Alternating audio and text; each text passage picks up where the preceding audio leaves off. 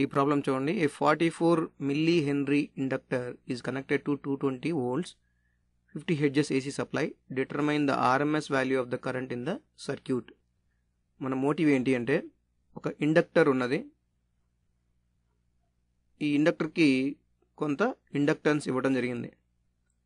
దీన్ని ఒక AC సోర్స్కి connect చేశారు. ఈ ఏసీ సోర్స్కి some VRMS and some frequency ఉన్న కాన్ఫిగరేషన్ ఇవ్వడం జరిగింది. ఇలా కనెక్ట్ చేసిన సర్క్యూట్లో ఎంత ఐఆర్ఎంఎస్ ఫ్లో అవుతుంది మనకు కనుక్కోవాల్సింది. అదే మన మోటివ్. ఇన్వెస్టిగేషన్ పార్ట్లో ఇండక్టెన్స్ ఇచ్చారు. L is equal to 44 milli Henry. అలాగే విఆర్ఎంఎస్ ఇచ్చారు, అది 220 volts. అలాగే ఫ్రీక్వెన్సీ ఇచ్చారు, అది 50 Hz. మనం కనుక్కోవాల్సింది ఐఆర్ఎంఎస్. ఇప్పుడు దానికోసం రిజాల్వ్ చేస్తున్నాను.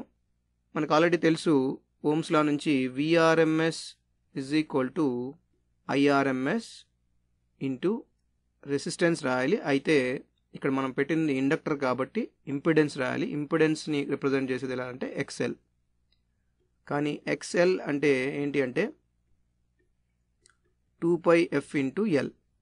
ఇక్కడ మనకి ఎల్ తెలుసు, ఎఫ్ తెలుసు, ఐఆర్ఎంఎస్ మనకు కనుక్కోవాల్సి ఉంది, విఆర్ఎంఎస్ మనకు తెలుసు.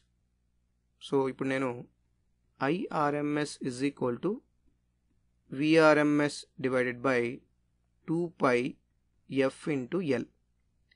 That is equal to VRMS వచ్చేసి 220 డివైడెడ్ బై 2 ఇంటూ పైన నేను 22/7 లా రాస్తాను, ఇంటూ ఫ్రీక్వెన్సీ వచ్చి 50 ఇంటూ ఇంపిడెన్స్ వచ్చేప్పటికి 44 milli Henry.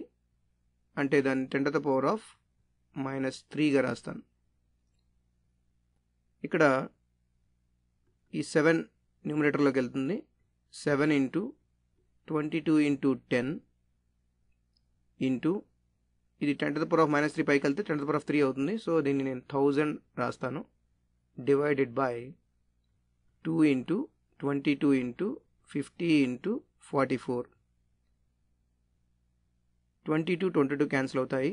50 ఇంటూ 2 అంటే 100, అంటే 2 zeros. 50 ఇంటూ 100 2 zeros కాబట్టి ఇక్కడ ఒక 2 zeros తీసేద్దాం. సో ఇప్పుడు మనకి ఏమొచ్చిందంటే 700 డివైడెడ్ బై 44. దీని వాల్యూ దగ్గరగా 15.91 amperes.